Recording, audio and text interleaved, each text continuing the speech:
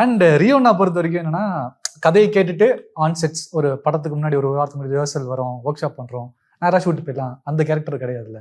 ஆனா ஒரு டிஸ்கஷன் இருக்குன்னா அங்க உட்காந்து அவருக்கு தோன்ற இன்புட்ஸுமே கொடுக்குற இன்னும் ஹெல்த்தி வே.